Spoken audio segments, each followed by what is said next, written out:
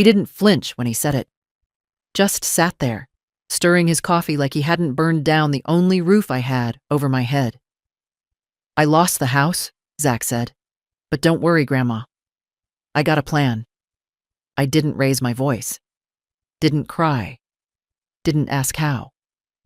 I only said, "Then I suppose you lost more than just the house?" It was Thursday. The kind that starts quiet. My porch faced the same oak trees it had for 47 years. I fed the squirrels in the morning and read the paper slowly, aloud sometimes. The phone rang before noon. Zach's voice chirped like it always did when he needed something. "Can I stop by?" he asked. "It's important." I should have known. His kind of important never matched mine. He came in with that boyish grin, the one I used to love on his 5-year-old face. Now it lived on a man of 33 who hadn't held a job longer than a haircut. He kissed my cheek and called me Grams, like always. Sat in the kitchen, asked for coffee, then dropped the news like it was weather. I had a bit of bad luck. Played a hand I shouldn't have. The guy wasn't bluffing. He never said the word gambling, just cards, just a hand. "And what?" I asked, setting down my cup. "Did you put in the pot that belonged to you?" He didn't answer, just stared at his thumbs. "You used the house, Zach." "It's temporary," he said too quickly. "I mean, yeah, technically the deed's in my name after that transfer we did for the investment. I remember the papers. I remember your smile when you handed me the pen." "Right," he said. "You agreed." "No, I trusted." He went quiet for a minute. I watched him try to think his way out of it, like always. And I waited, like always. "You won't have to leave, it's just on paper. The guy's a businessman. He's not going to kick his own grandma out." "I'm not his grandma," I said. Zach opened his mouth but found no words.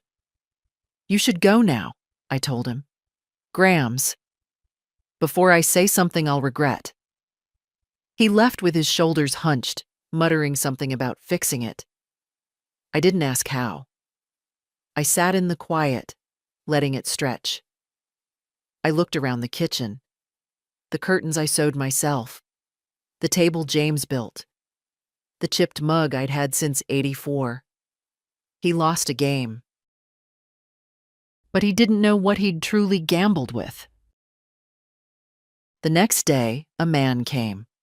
Slick hair, slick shoes. Drove up in a black Audi and knocked like he owned the place. "Mrs. Miller?" he asked. "I am." "Name's Howard Bell. You'll be vacating the property by the 1st of next month." I looked at his briefcase.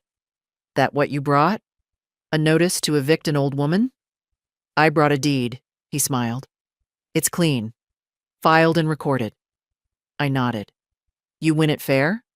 He blinked. "Cards," I said. "The game my grandson played. You win fair?" He adjusted his tie. "Your grandson signed over the property. It's all perfectly legal." "Legal," I repeated, "but not decent. Decency doesn't hold up in court." "Lucky for you," I said. Then I closed the door. I didn't cry. Not when I packed up James's photo. Not when I folded the quilt we used on winter nights. Not even when I took one last look at the porch swing where I'd sat with Zach when he was small and still believed I hung the moon.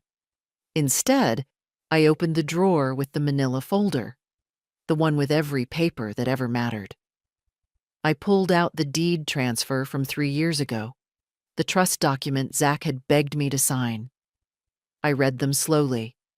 Then I called Laura Dixon. She'd been James's lawyer before she became mine. 42 years old. Sharp eyes. No patience for liars. She picked up on the second ring. "Laura, I need to come in." "Everything okay, Irene?" "No, but it will be." That night, I slept on the pull-out couch in my friend Maisie's den. She made me tea and didn't ask questions. I stared at the ceiling for a long time before closing my eyes. He thought he played a hand. He didn't know I had mine tucked up my sleeve. Laura didn't say much when I laid the documents on her desk. She read them the way a surgeon studies an X-ray. Quiet, sharp, unblinking. "So your grandson transferred the deed to himself 3 years ago," she murmured. "Via limited power of attorney. For investment leverage, it says." I nodded. "And now," she continued, tapping the papers with a neatly trimmed nail, "he's used that deed as collateral in an illegal poker game, lost it, and the supposed new owner wants you out in 3 weeks. 2.5 by now." Laura sat back. Her office hadn't changed much since James and I first walked in 20 years ago. Framed certificates, family photos, a small ficus plant still hanging on in the window. She wore a navy blue suit and reading glasses that lived halfway down her nose. "I can file a challenge," she said, "but I won't lie. It'll be uphill. Technically, the signature is valid. You gave him the authority. There's no clause restricting what he could do with the property. But I never thought he'd do something like this." "No," she said gently. "We never do." I looked at my own name on the bottom of the page. My signature, neat and careful, like it always had been. And next to it, the date, April 14th, 3 years ago. The day Zach brought me lunch, wore a button-down shirt, and said things like portfolio diversification. I remember asking, "Are you sure this is safe?" And he laughed. "Grams, it's just paperwork. You're still the queen of this castle." The lie was so smooth I didn't even taste it. "Is there a way to prove I was misled?" I asked Laura. She sighed. "Maybe. But fraud cases are messy. We'd need evidence that he intentionally misrepresented the purpose, text messages, emails, witnesses. Anyone else present when he asked you to sign?" "No, just him. And that chicken salad I made." She smiled faintly. "We'll find another angle." Laura began pulling books, typing notes, making a call to the county recorder's office. I sat in the corner, watching her work, clutching my purse like it might fly away if I didn't.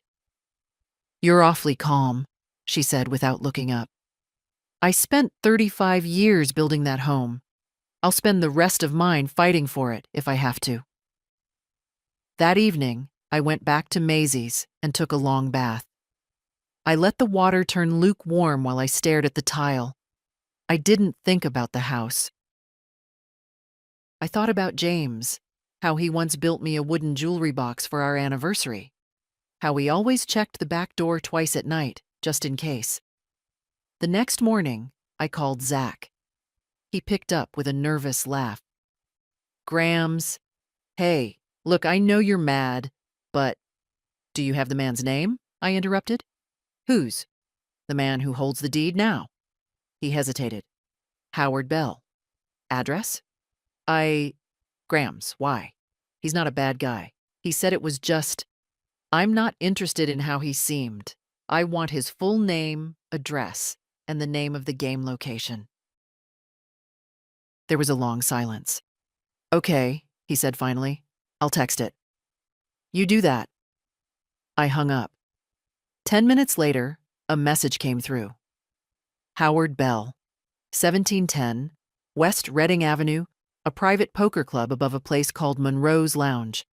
I called Laura again. "We have our defendant," I told her, "and a location."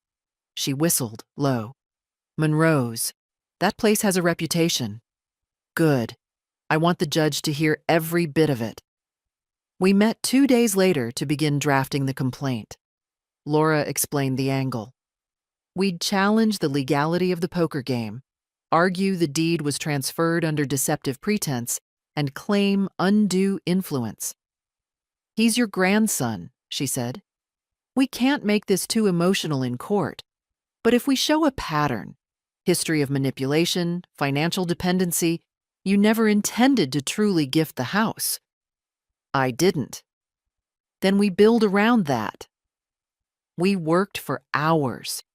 I told her everything, from the day Zach first pitched the idea to the night he came to my door with that fake, calm voice.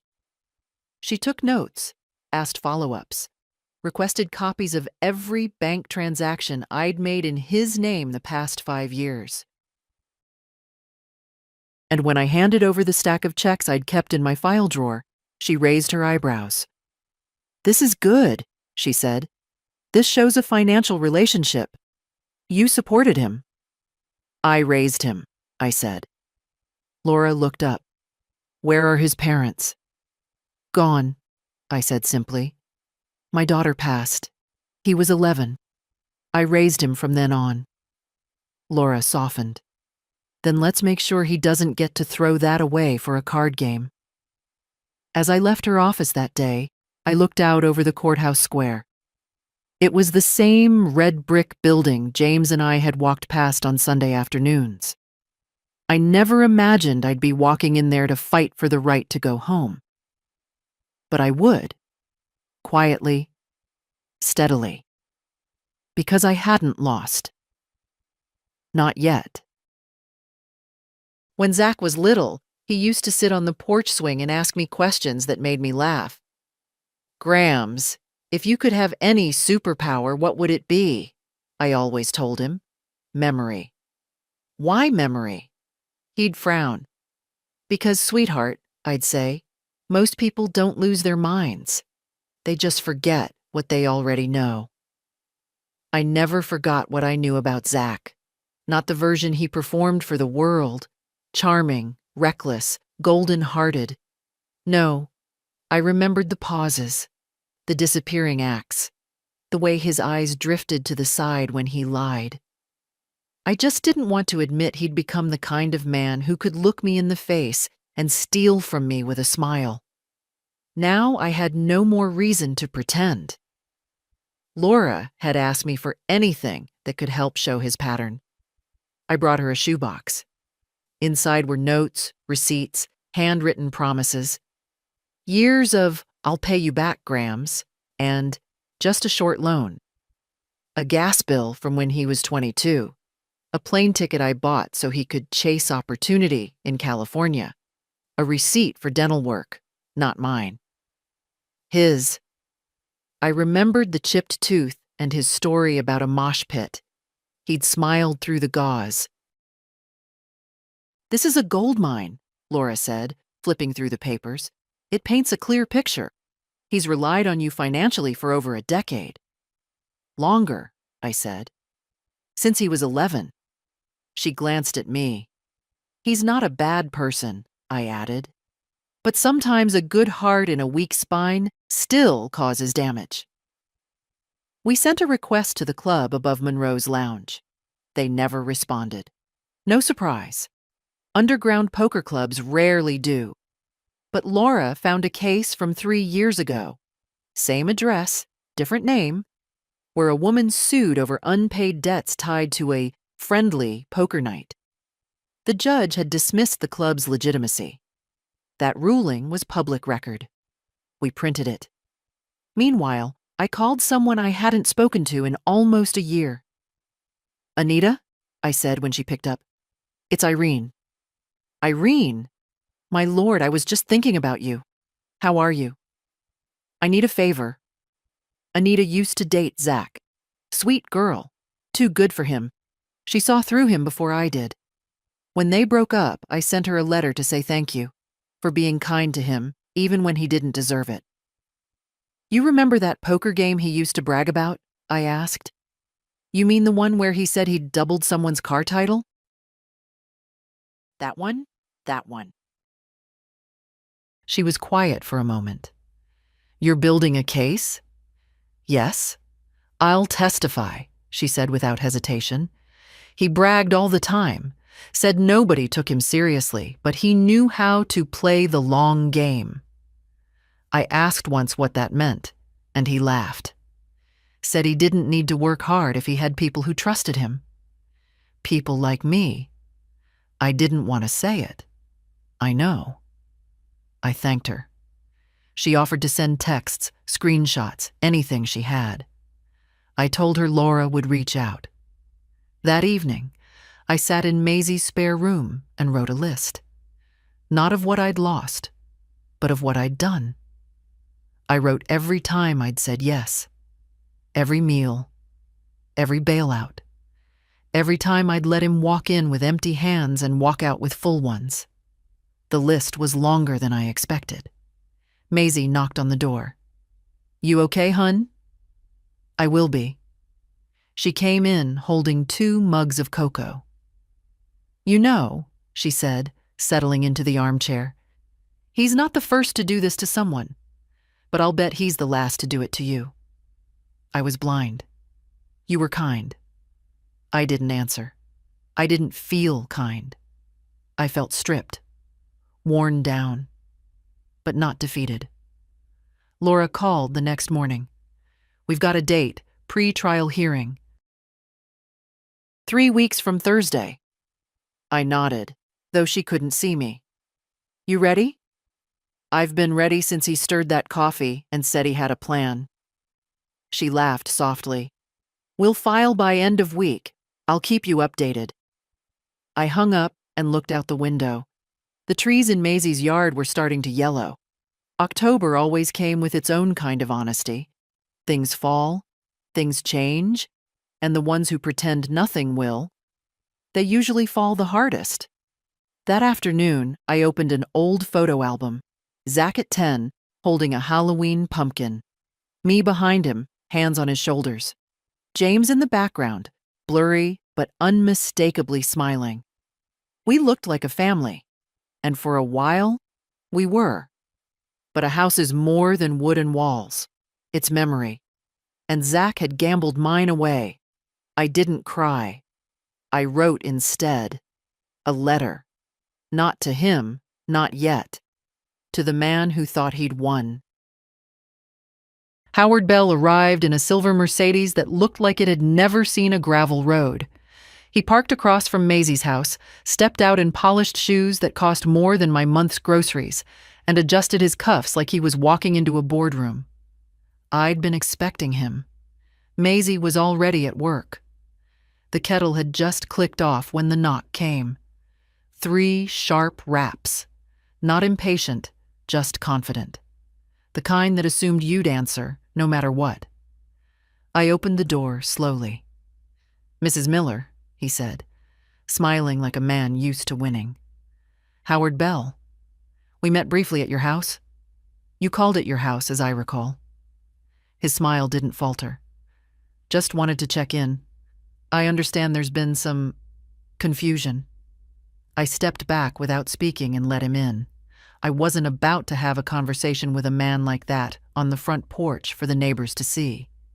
He walked in like it was his parlor, scanned the room, noted the mismatched chairs and the doily on the end table. A small frown creased his lips, but it disappeared fast. "I'm here as a courtesy," he began. "I've dealt with situations like this before. Older owners, misunderstandings with the family, emotions getting in the way of business."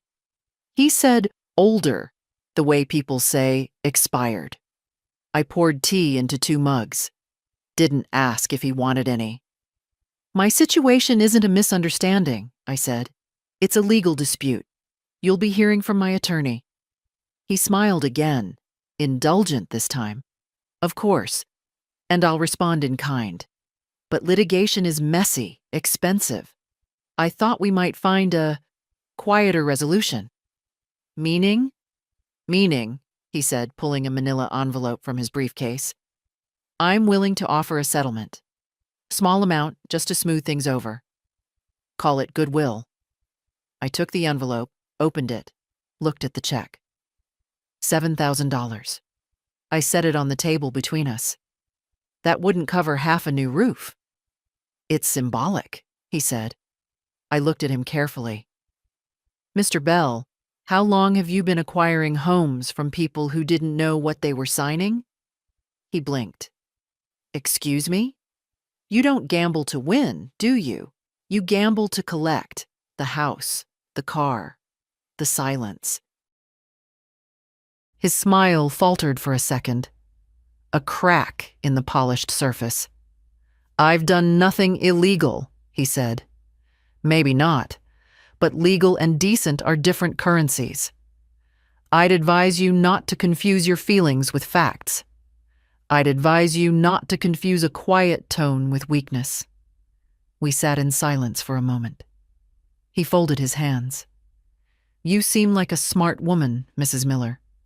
You know how this ends. I have a deed. Your grandson gave it willingly. And the court will determine whether he had the right to." He leaned forward. "I have 6 lawyers and 3 shell companies. That house passed hands cleanly. You'd be better off walking away with something." I sipped my tea. "Let me be clear with you, Mr. Bell. I may be 75, but I'm not senile. I may have loved my grandson, but I'm not blind. And I may have signed something 3 years ago, but I have 30 years of equity and a case file growing by the hour." He stood. "Then we'll see each other in court." I look forward to it. He reached for the envelope, but I placed my hand over it. "I'll keep the check," I said. "Frame it as a reminder of what some men think a life is worth." That evening, Laura called. "He showed up? Like a tax notice. Did he threaten you?" "In the way men like him do," politely. "I'll add it to the affidavit," she said. "We've got more. Anita sent over messages. Some of them show him talking about the game, the deed, the grandma investment. He's proud of it." "Of course he is. Men like that always think they're the cleverest one at the table." Laura paused. "We're building a narrative, a real one. Predatory behavior, manipulation, bad faith agreements. He offered me a settlement." "How much?" $7,000. She made a sound between a snort and a curse. "That's insulting." "That's confirmation," I said. "He's worried." Late that night, I sat by the window in Maisie's den, watching headlights pass like slow-moving thoughts. I thought about all the women who never got as far as I had. The ones who signed quietly, packed quietly, vanished quietly. I wondered if any of them had faced Howard Bell, or if he'd made sure they couldn't. He thought I'd do the same. He miscalculated. And men like him? They don't like being wrong. I packed slowly, like someone folding years instead of shirts. The house wasn't mine, not legally, not anymore. But I moved through each room like a queen surveying a castle that would one day be returned. That was the only way I could do it without breaking. I wrapped James's photo in an old scarf, the one he gave me the year before he died. I slid it into a box marked personal. Next to it, I placed the quilt we'd used on winter nights and the yellow teapot with the chipped spout. No real value, but they carried breath and memory and coffee steam. You don't throw those things in trash bags. The porch swing creaked as I sat down one last time. The same breeze that used to carry Zach's laughter now just rustled the dry leaves. I closed my eyes. It wasn't grief I felt. Not exactly. It was refusal. Refusal to accept that everything I'd built, every grocery list, every mortgage payment, every birthday party with store-bought cake, could be gambled away in one bad hand. Maisie pulled up in her old sedan around 4. She got out and looked at the house, then at me. "You ready?" "As I'll ever be." She opened the trunk. We loaded 2 boxes in 1 suitcase. That's all I took. "I left the check," I said, as we backed out of the driveway. "Framed it, on the mantel." Maisie raised an eyebrow. "He'll see it when he lets himself in." She shook her head. "That's cold. It's honest." We drove in silence for a while. The streets of the neighborhood hadn't changed. Same cracked sidewalks. Same kids on bikes. Same mailbox with the dent from that Halloween when Zach tried to use a pumpkin as a bowling ball. Funny how memory walks beside you even when you think you've outrun it. Maisie's house smelled like cinnamon and floor polish. She'd cleared out the guest room, made the bed with floral sheets I recognized from a yard sale we'd once gone to together. "You sure this isn't too much trouble?" "Honey," she said, "if I can't take in a woman being sued for her own house, what good am I?" I smiled, the first real one in days. After dinner, we played gin rummy. I lost, badly. Maisie always won, not because she cheated, but because she paid attention. "Want me to talk to Zach?" she asked. No. "Why not?" "Because anything I say now has to come from paper, not from me." "You think he'll come around?" I paused.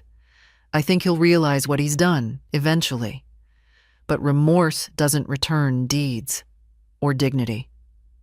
We went to bed early. The guest room was small but warm. I lay awake staring at the ceiling fan, thinking of all the times I'd told Zach he was better than this, and how maybe I'd said it enough times that he started to believe he didn't have to prove it. The next morning, Laura called. "Complaints filed," she said, "officially challenging the deed transfer and the subsequent transaction. The court accepted our request for preliminary injunction, which means Belle can't sell the house or force eviction until this is resolved." I let out a slow breath. That's good. It buys us time. I've submitted the texts from Anita, the witness statement, the financial records. I think we're going to get traction. Do we know who Belle's attorney is? Same guy who defends real estate developers when they get caught in paper mistakes. Smooth, expensive. "Let him be expensive," I said. "Let him sweat for it." Later that day, I got a voicemail from Zach. "Grams, hey, I heard about the lawsuit. Belle's mad. He called me, said you're making trouble. Look, I didn't mean for it to get this far. Can we talk?" I didn't call back. That evening, I sat at Maisie's window with a cup of tea and watched the sky dim into dusk. The ache in my chest wasn't anger anymore. It was clarity. I'd given Zach too much room to believe I'd always clean up after him. And now? Now I was letting the mess speak for itself, not with yelling, with action, with paper, with court dates. Let the boy learn that some hands lose more than money. Some hands cost trust, home, history, and sometimes they cost you the last person willing to believe you meant well. The courthouse didn't look like a place where dignity could be restored. It looked like a DMV with better lighting, beige walls, gray carpet, chairs that squeaked if you shifted your weight. But Laura said it wasn't the building that mattered. It was the paper. And we had plenty of that. I sat across from her in a small conference room on the third floor. She'd laid out our file like a war map, printed statements, screenshots, signed affidavits, a timeline of 3 years of erosion. From the moment Zach smiled and slid that pen across the table, to the day Howard Bell knocked on my door with a deed in hand and eyes like a snake. Laura pointed to the timeline. "This," she said, "is the crack in his armor." She was talking about the text from Anita, the one where Zach bragged about leveraging grandma's nest egg for a real shot. Another one mentioned a private club where the real cards get played. And then there was the kicker, a photo. Zach at Monroe's lounge, chips stacked in front of him, arms slung around some guy in a suit, with a bottle of whiskey on the table. The man was Howard Bell. "We can't accuse them of collusion," Laura said. "But we can question the nature of the transaction. If they had a prior relationship, if Bell knew the source of the asset, it casts doubt." "And doubt," I said, makes room for truth." She smiled. The next document was mine. A signed statement describing the day Zach brought the papers, how he told me the transfer was temporary, just on paper, for an investment. I remembered every word. "He called me the queen of the castle," I told her. "Said nothing would change, that it was still mine." "And how did you interpret that?" she asked, already knowing the answer. "That I was safe." Laura nodded, slipping the statement back into the folder. We weren't filing criminal charges. Not yet. But we had enough to show civil misconduct, undue influence, and a transaction made under false pretenses. That was the heart of it. Not theft with a gun, but theft with a grin and a pen. "Trial could take months," she warned. "Bell's attorney is going to try to delay, discredit, distract. He'll say you were confused, that you gifted the property, that you're acting out of bitterness." "I'm not bitter," I said. "I'm awake." That afternoon, we filed a motion to depose both Zach and Bell. Laura served notice through the court. That meant they'd both have to answer questions under oath. A week later, Bell's attorney filed a motion to dismiss. The usual tricks. Claimed the suit was frivolous, that I had no standing, that it was an attempt to reverse a lawful transaction due to personal regret. Laura smiled when she read it. "You know what this means?" "He's nervous." "Very." The judge denied the motion. We got our deposition date. 2 nights before, I sat on Maisie's porch with a notebook. I wasn't writing testimony, I was writing memory. I wrote about the first time Zach called me Grams, about how he cried for 2 days after his mother's funeral, how he clung to my side like a shadow for years, then slowly drifted toward easier lights. I wrote it not for the court, but for myself. To remember the boy before the man, and to grieve them both. Zach arrived to his deposition in a wrinkled shirt and that look he used to get when a teacher caught him cheating. Bell showed up in a tailored suit, flanked by lawyers who looked like they bill by the minute. I watched from the hallway as they went in. Laura had prepped me well. I wouldn't speak, just observe. "Listen." Zach stammered, repeated himself, said things like, "I thought she was cool with it," and "She signed, didn't she?" Bell stayed colder, denied knowing Zach before the game, said it was just a lucky night, claimed he had no idea the property was sentimental, said it was just an asset. When it was over, Laura walked out with a smirk. Bell's lawyer tried to coach him. The judge noticed. "It's in the transcript." I nodded. "And Zach?" She hesitated. "He's unraveling. Might not even realize how much he's already given us." I went home with a strange mix of heaviness and relief. We hadn't won, but we'd broken through. And sometimes, the smallest crack in a wall is all it takes to bring the whole thing down. That night, Zach called. I let it go to voicemail. Again. I never thought I'd become the kind of woman who had a folder labeled evidence tucked under her arm. But that's exactly what I carried into the church basement that Friday, alongside a Tupperware full of cornbread and a worn notebook filled with names. The church was old but solid. It smelled like hymnals and lemon cleaner. I'd spent years there pouring coffee for fundraisers and organizing coat drives in the winter. That day, I walked in not to serve, but to search for stories like mine. Maisie had helped me make the list. Women we'd heard about over the years, widows who lost their homes in deals they didn't understand, who were convinced to sign things they never should have been handed. The kind of women who trusted family or neighbors or men in suits who spoke kindly and stole clean. 3 showed up. Then 5. By the time I laid out the cornbread, there were 10 women seated in the folding chairs, their faces lined with years, but their eyes sharp. "I'm not asking you for money," I said as I stood in front of them. "I'm not selling anything. I just want to know if someone ever took what was yours and made you feel like it was your fault." No one spoke for a moment. Then Alma, 83, white hair pinned in a tight bun, raised her hand.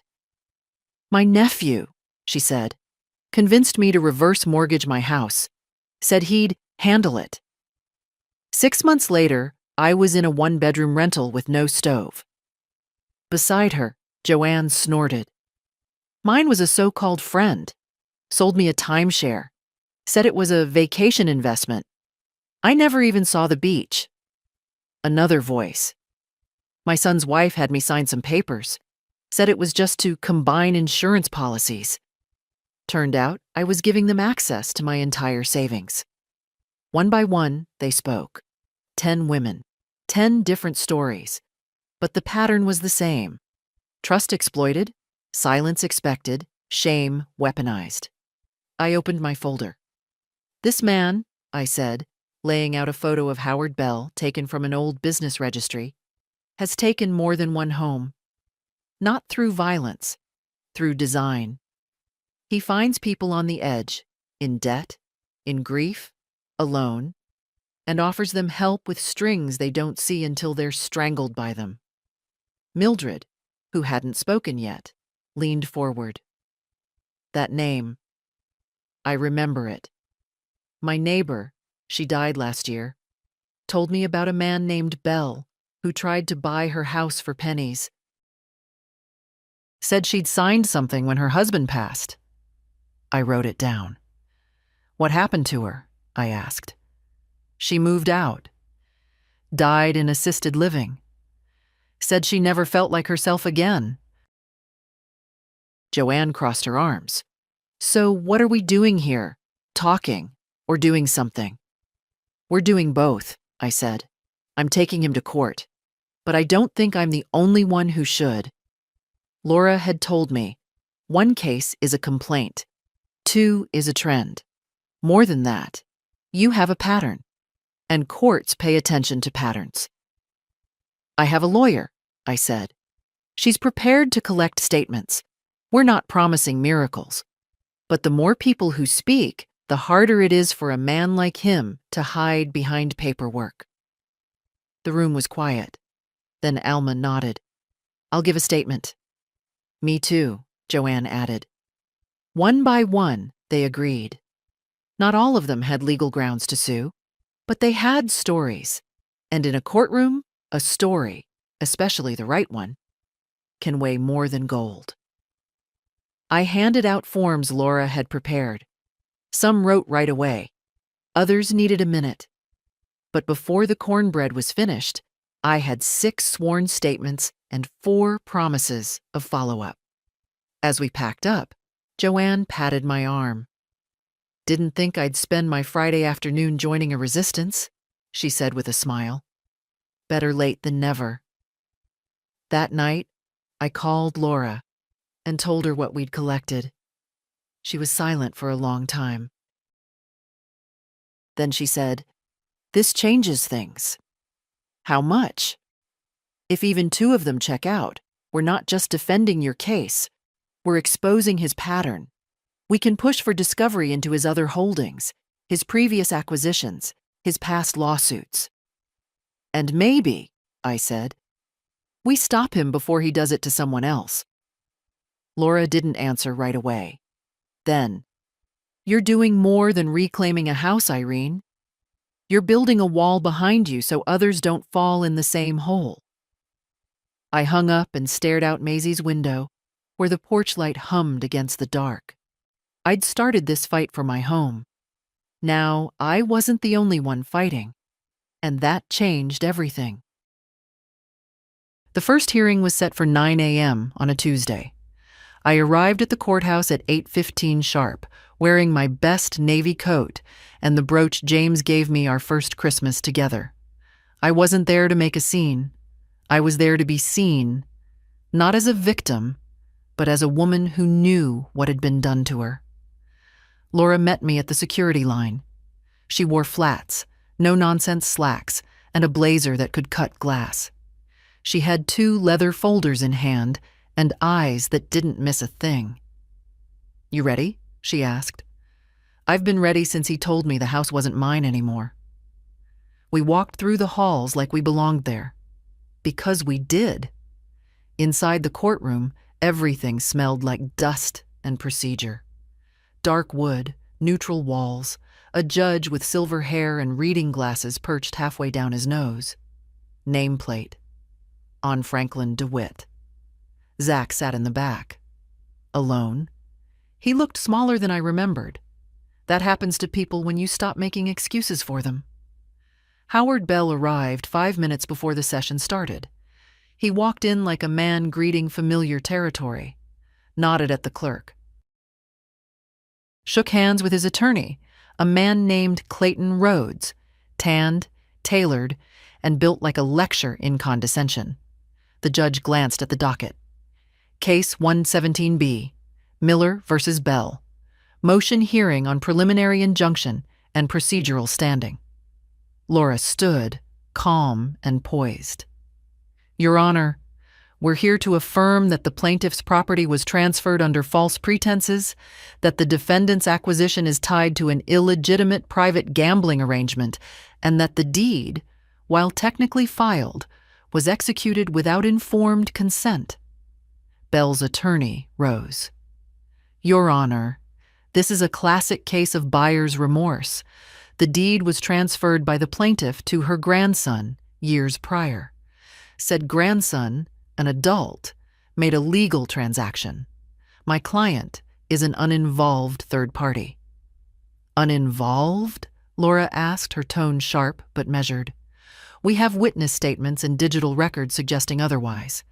Mr. Bell frequents the same gambling establishment where the property was wagered.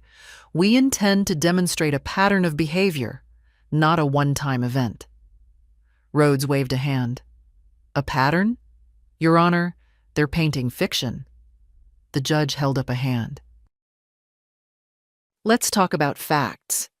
Ms. Miller," he looked over his glasses at me, "do you have legal representation?" Laura nodded. "She does, Your Honor. Myself." He turned back to me.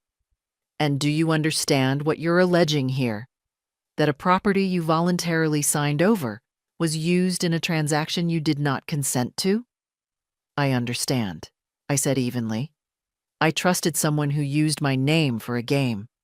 Then another man took my house like it was a prize. I'm here to make that right."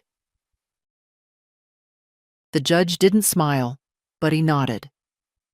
"Ms. Dixon, do you have supporting materials for your motion?" Laura handed over the folder. "Including statements from 6 other individuals who've encountered Mr. Bell in similar contexts, and one from Anita James, who has first-hand knowledge of the conversations that led to the plaintiff's misunderstanding." The judge flipped through the first few pages. His expression didn't change, but he read longer than I expected. "Mr. Rhodes, anything to add?" "Only that this is an attempt to weaponize emotion. We ask for immediate dismissal and restoration of Mr. Bell's full property rights." "Request denied," Judge DeWitt said flatly. "There's enough here to proceed. Injunction remains in place. This court will hear the full case." Laura's grip on her pen loosened slightly. Mine tightened. The gavel came down. Not loud, not dramatic, just final. As the room emptied, Bell's eyes found mine. He wasn't smiling this time, just calculating. "You don't look like much of a fighter," he said under his breath as he passed. I met his gaze. "You don't look like much of a man who wins when rules apply." He stiffened. Laura stepped beside me. "Let him talk."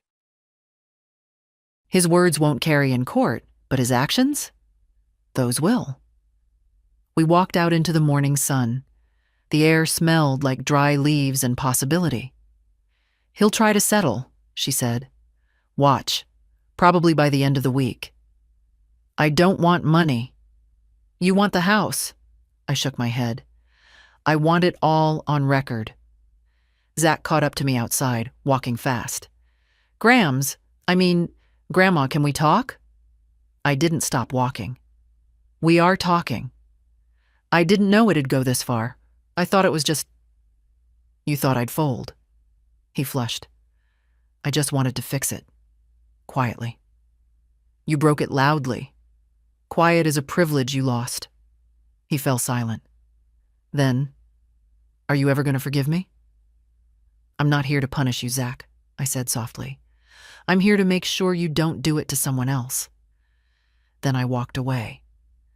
Because that's what you do when you've finally remembered what you're worth. And this fight, it was just getting good. Clayton Rhodes, Belle's attorney, brought charm like it was an exhibit. His suit was smooth, his words smoother. When the trial began, he didn't waste time painting me as confused, nostalgic, or worse, delusional.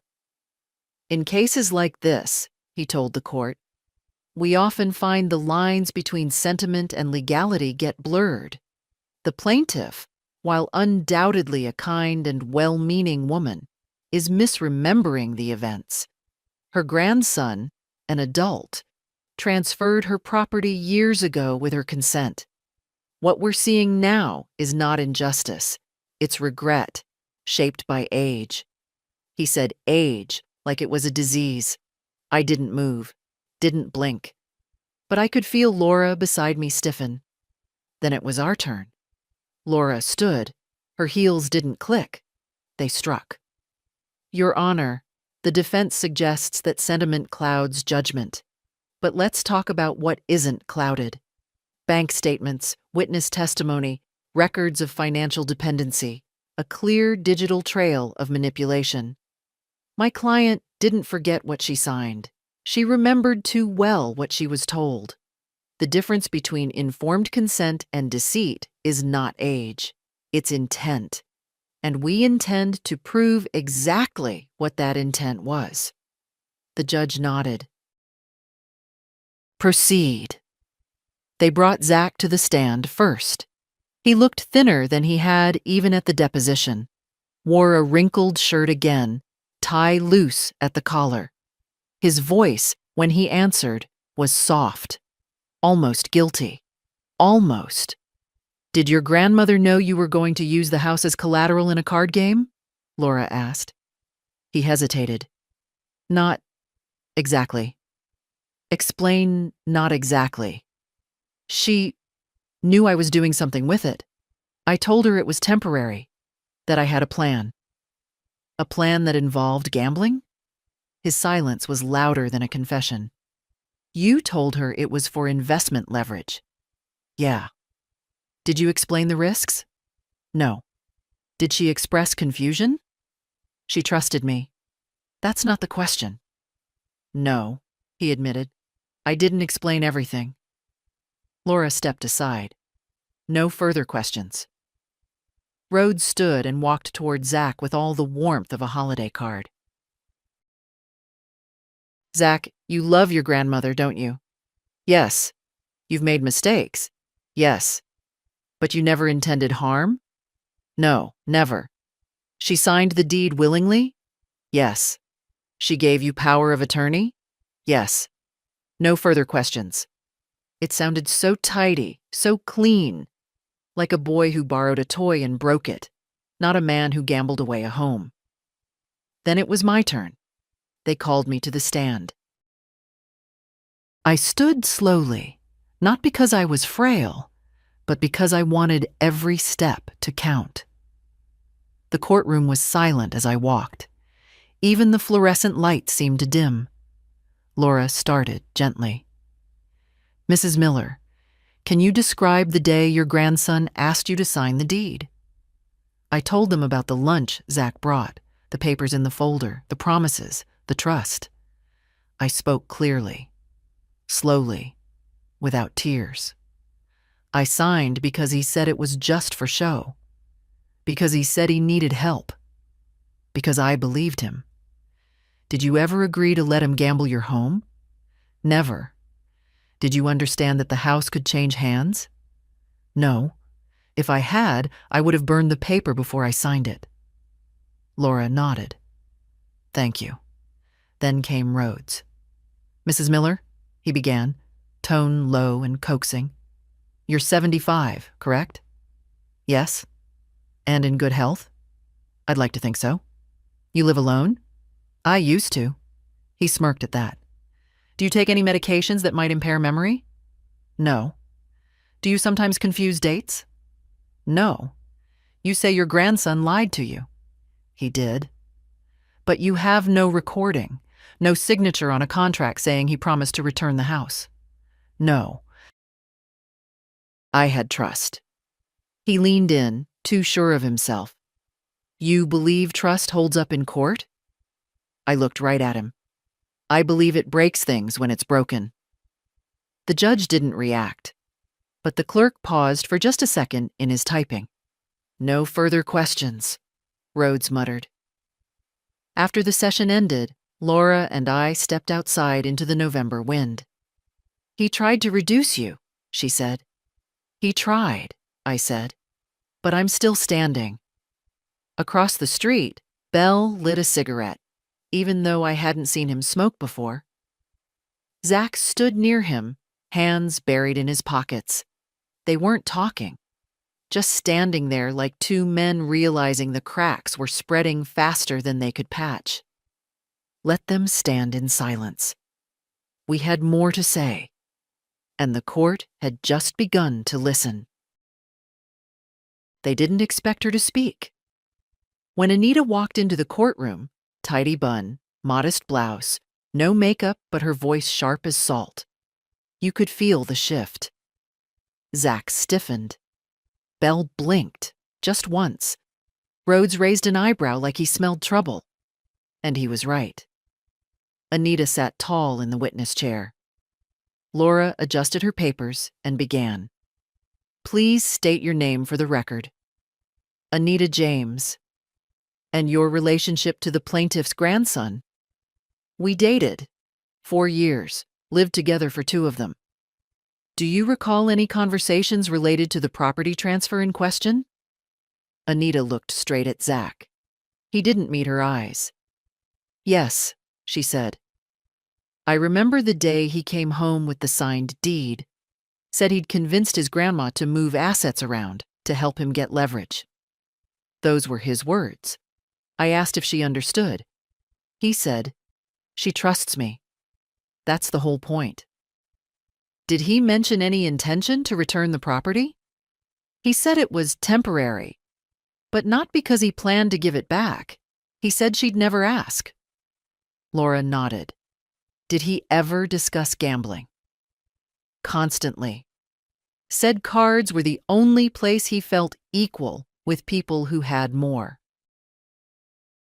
That if he played smart, he could skip all the years it takes people like us to build anything. Did he mention Howard Bell? Anita hesitated. Yes, not by name at first. Just called him the guy with deep pockets. Later, he said Bell was at Monroe's often, called him his ticket. His ticket? To bigger tables and better steaks. Did Mr. Miller ever say he'd use the house as a bet? Anita exhaled slowly. Yes. One night he came home, pacing. Said he'd finally gone all in. Said he couldn't believe it worked. When I asked what he meant, he said, I played the house, literally, and I didn't blink. Zach flinched. Barely, but I saw it. Laura leaned closer. Did you see any signs that his grandmother knew about this plan? None. He told me, she thinks I'm saving for a startup. She's proud of me. Poor thing. The room held still. No further questions, Laura said. Rhodes stood, rearranging his face into polite disbelief. Ms. James, would you say your relationship ended amicably? No. Bitterness doesn't make for reliable testimony. Truth doesn't need to be kind to be real. A flicker of irritation crossed his brow. Do you have any written proof of these conversations? No recordings? No screenshots. But I have a memory and a spine. He tried to press, poked holes in her timeline, implied she was motivated by resentment. But Anita didn't shake. She answered every question plainly, never raised her voice. She didn't need to. By the time she stepped down, I wanted to hug her, but I didn't. I just nodded. Thank you. The next witness was less dramatic, but just as damaging. One of the women from the church basement, Mildred, had come forward. Her neighbor had signed paperwork with Belle, lost her home, and ended up in a facility far from town. She testified about the visits, the confusion, the tears. She thought she'd signed a refinancing form, Mildred said. Didn't even understand she'd given up ownership. Rhodes tried to object. Relevance, hearsay. But the judge let it stand. This is not a singular complaint, Judge DeWitt said. It speaks to character, pattern, and community impact. After court, Laura and I sat on a bench in the hallway, our folders thick now. Her phone buzzed every few minutes. Messages from clerks, notifications, reporters. The case had drawn attention. Not big headlines, but quiet curiosity. What's Belle's next move? I asked. Depends. Could push for settlement. Could drag this through motions to exhaust you? He can try. Laura smiled. He's losing ground. Zach's testimony cracked. Anita opened it. Mildred's cementing it. I glanced at the courtroom door. He still walks like he owns everything. For now. I got a message that night. From Zach. Just one line. I didn't know she'd talk. I stared at it a long time, then turned the phone over, let him sit with the silence. He'd filled too much space with noise, and now other voices were finally rising. The court clerk called it a pivot, but Laura called it what it was: desperation. Belle's team filed a motion the next morning, not to dismiss, not to delay, but to submit new evidence. Laura raised an eyebrow when she read it. That's code for spin. They wanted to present a new version of the transaction, claimed Belle had no idea the house was part of a personal inheritance, that Zach had misrepresented its origin, that Belle, poor Belle, was merely a businessman caught in the crossfire of a family misunderstanding. They're throwing Zach under the bus, Laura said flatly. Classic. He won't fight back, I said. He'll let them drive right over him if it means avoiding court again. The judge allowed the motion. Barely. He didn't look pleased. And so, a week later, we were back in court with a fresh folder of papers and a smirk on Belle's face that said he thought he'd found his out. Rhodes opened with rehearsed sympathy. Your Honor, my client was misled. He believed the deed was clean, legally transferred, ethically obtained. It was only after the complaint was filed that he learned the emotional history behind the property. Had he known, he never would have accepted it as a stake. Laura didn't object. She let him finish, then stood like a woman who knew gravity worked in her favor. If Mr. Bell was so unaware, she said, why did he send a personal settlement offer to Ms. Miller the day after the deed was recorded? Rhodes blinked. That's standard business. The check was handwritten, she said, and came with a note that read, no need for court. Rhodes tried to object, but the damage was done. Laura turned to the judge.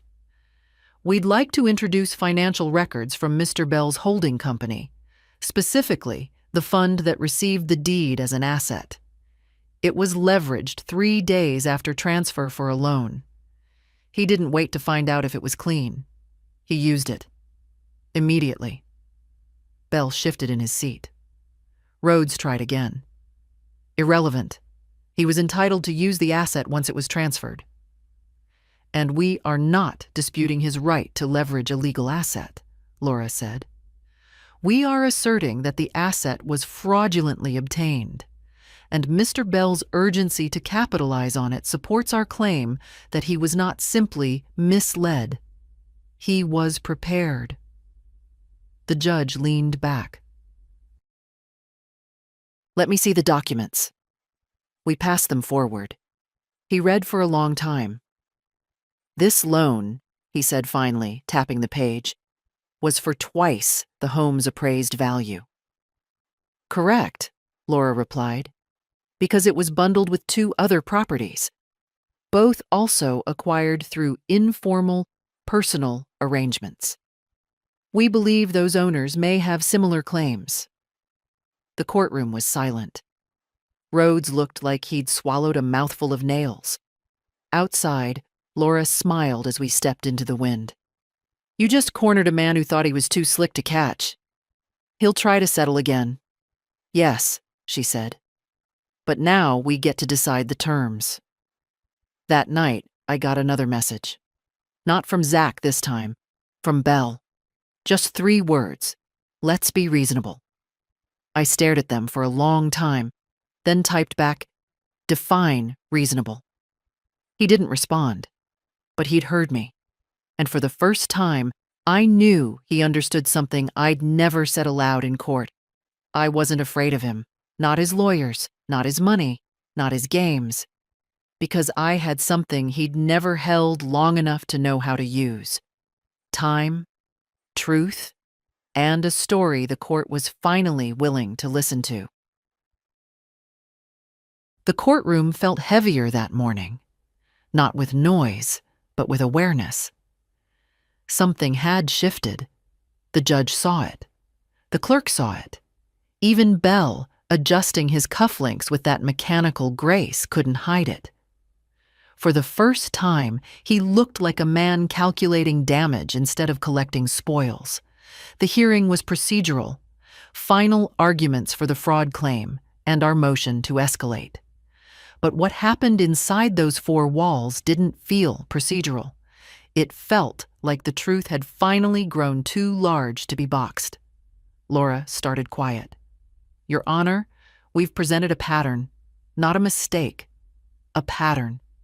She listed each woman's name like a bell toll. Mildred Clark, who lost her neighbor to Bell's offer. Alma Ruiz, whose sister signed over property on a promise of shared equity. 4 others with matching signatures, matching tactics, matching consequences, all of them elderly, all of them isolated, all of them targeted. Rhodes stood, worn thin, still smug, but thinner now. These stories, while sympathetic, are anecdotal. My client's transactions were legal. The issue here is Ms. Miller's regret, not wrongdoing. Laura didn't even turn to him. "Let's look at the timeline," she said instead. "Deed signed, deed wagered, asset leveraged, 3 days. That's not regret. That's a pipeline." Then she laid down the final folder. Financial disclosures from Bell's own holdings, obtained under court order. They showed the same maneuver. Properties acquired through personal channels, placed under shell companies, used as collateral for immediate gain. No repairs, no investments, just leverage. "You don't restore communities that way," she said. "You extract them." Bell looked up, surprised, maybe even offended, as if being called what he was stung more than the legal fight. Laura faced the judge. "We asked the court to nullify the deed transfer, recognize the predatory nature of the acquisition, and restore Ms. Miller's ownership. Furthermore, we request consideration of punitive damages under civil fraud statutes." The judge didn't speak for a long time. Then, "Mr. Rhodes?" He stood, less sure now. My client believed he acted within his rights. The judge raised a hand. Belief doesn't erase behavior. And just like that, the ruling came. Deed transfer, voided. Ownership, restored. Further action, under review. My knees didn't buckle. My hands didn't shake. I didn't cry. I just closed my eyes for a moment.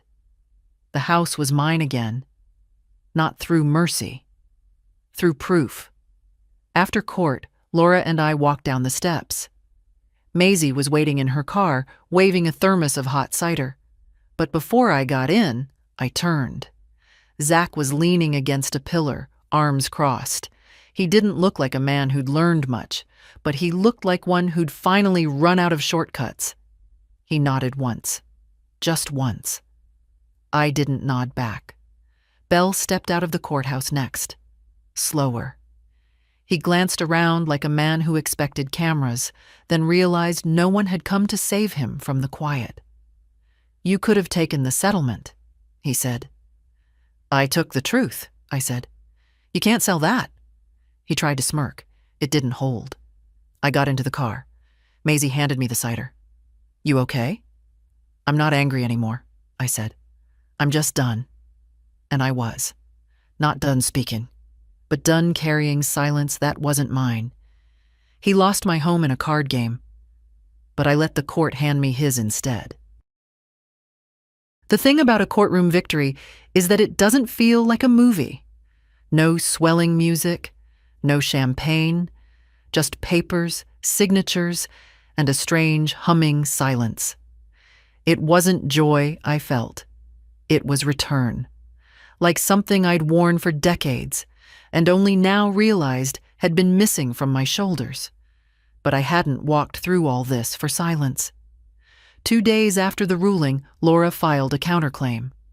We weren't just returning the deed.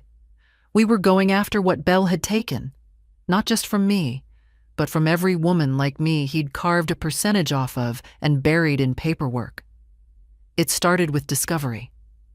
Bell had no choice but to hand over records, transaction logs, holding patterns, communications.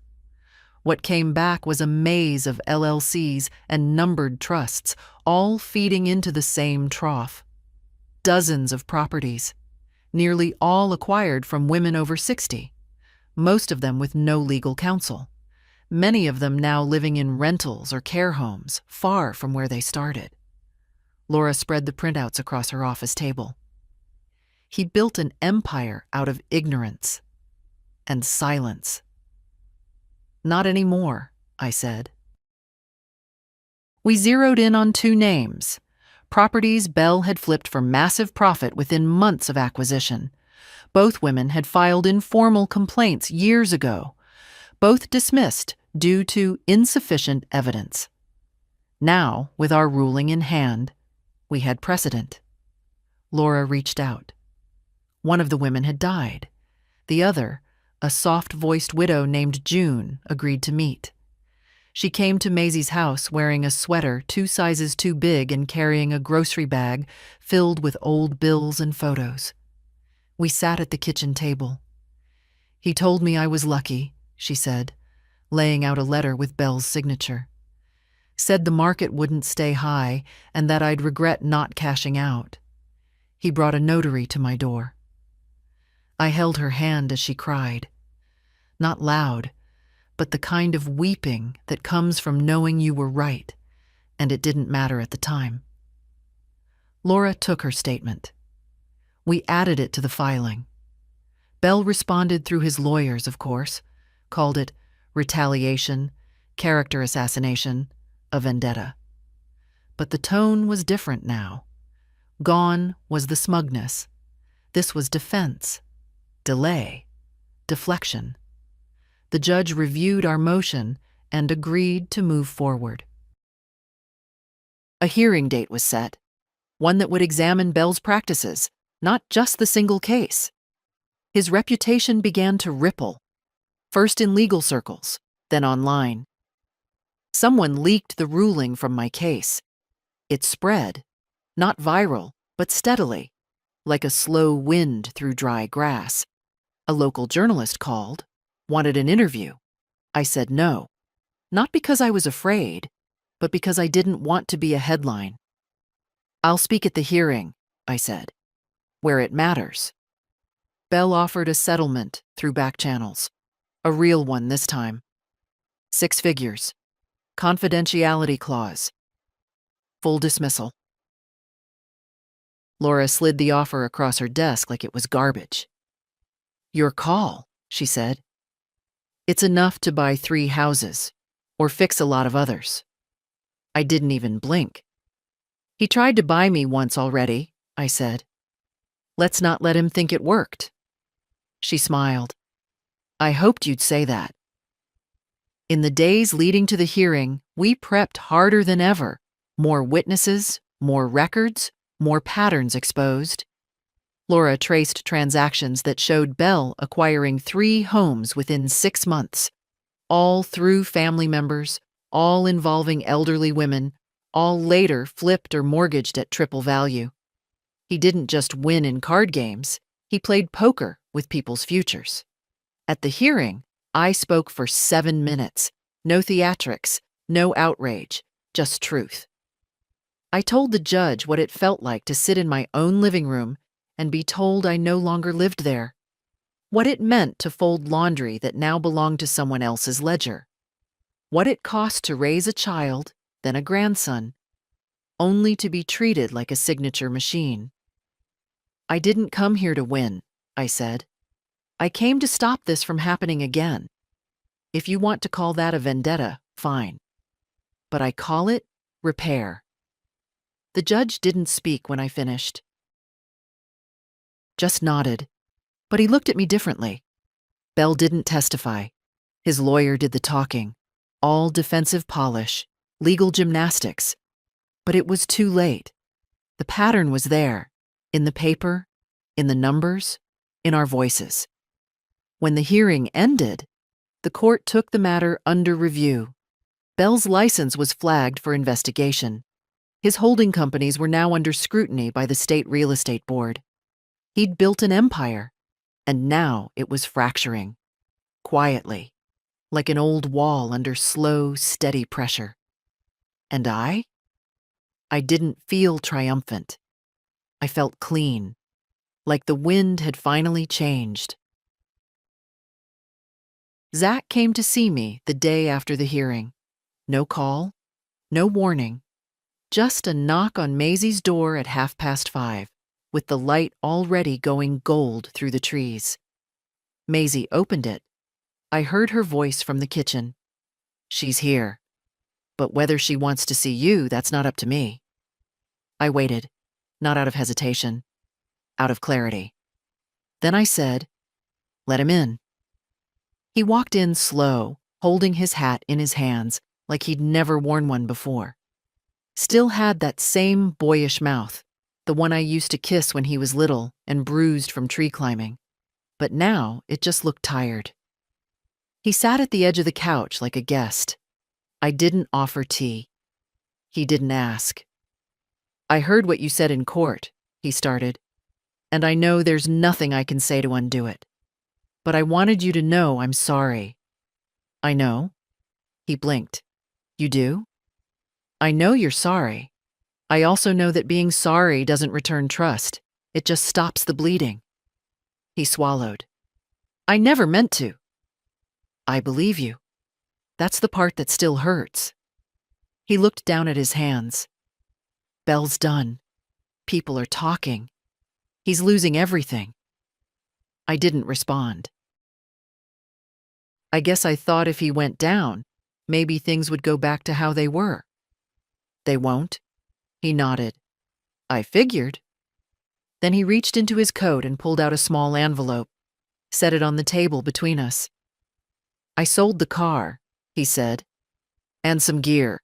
It's not much, but it's clean. No strings, no papers. I looked at the envelope, didn't touch it. Keep it, I said. Start over, clean, like you said. He shook his head. I don't want to buy my way back. Good, because that's not on the table.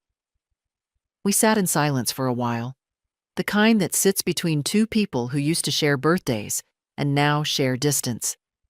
Finally, he stood. I'll go. I nodded, but before he turned, I said, You weren't raised to be careless, Zach. You became that on your own. And if you want to stop being that, you'll have to do the rest without me holding the line for you. He didn't argue, didn't cry, just nodded and left. Maisie came in a few minutes later. "You okay?" "I'm old," I said. "Not broken." She smiled. "That's the spirit." That night I walked out onto the porch. My porch. Mine again, in every sense. The swing creaked the way it always had, like it was clearing its throat before speaking. I sat down. The stars were coming out. Slowly, one by one. No applause, no audience. Just sky. I thought about all the women who'd sat on porches like this, watching years go by, watching trust walk away in dress shoes and empty promises. I thought about what we carry and what we finally choose to put down. Zach was gone. Belle would be too soon enough. But I was still here. And that meant something. I walked back into the house a week after the final judgment came down. No audience, no fanfare. Just me, a key, and silence. The front door stuck a little, like it always had when the weather shifted. I didn't push it too hard. I let it remember me first. Let it adjust. Inside, nothing had changed. The wallpaper still curled slightly near the vent in the hallway. The scuff marks on the baseboard near the kitchen table were still there. Zach's feet, back when he couldn't sit still, and his legs barely reached the floor. The corner where James kept his boots still smelled faintly of leather and pine. I didn't cry. I just breathed. I walked the house like someone who'd been gone a long time but never really left. In the living room, the photo of James had fallen face down on the side table. I picked it up, wiped the glass with my sleeve, and set it upright again. He was smiling in it, one of those rare, unguarded smiles, the kind a man doesn't know he's giving. I looked at him and said aloud, "It's done." The following week, I got a letter from the State Office of Real Estate Regulation. Bell had surrendered his license. He wouldn't be practicing again, not legally. There was a note in the record. Pattern of exploitative behavior confirmed through multiple testimonies and civil rulings. He'd lost more than my house. He'd lost the quiet he'd built his business in. I framed the letter, not to gloat, but because I wanted to remember that silence isn't safety, and that dignity, once reclaimed, becomes stronger than it was before it was taken. Maisie came over that Friday. She brought pie and a bottle of wine. We sat on the porch, watching the sunset turn the sky the color of bruised peaches. She raised her glass. To women who don't shut up when told to. I raised mine back. To the ones who teach others how not to. Later that night, she asked, "What now? For you?" I thought about it. I could have said rest. Could have said nothing. But instead, I said, "Write." "Write what?" "All of it. Not as revenge, not even as warning, but as witness." So I did. I wrote the whole story down. Every line, every betrayal, every form, every courtroom breath. I wrote the names of the women who stood beside me, the ones who never got their homes back, the ones who didn't live long enough to fight. And I ended it with this: "You are not too old to be heard. You are not too late to be right. You are not too kind to fight back." This story, my story, is not just about one house. It's about all the times I said yes when I should have said no. It's about the moment I remembered I didn't owe anyone my silence. It's about how trust, once broken, doesn't grow back. But something else does. Clarity, resolve, boundaries with teeth. If you're reading this and someone took something from you with charm and paperwork, with pressure and a smile, I want you to know, you are not the fool. They are not the winner. And it's not too late to walk back into what's yours. If this story rang true for you, if it stirred something you've been carrying quietly, share it. Leave a comment. Start your version. And above all, don't let anyone call it just a house. Sometimes a house is a whole life. And sometimes taking it back is the first honest breath you've had in years.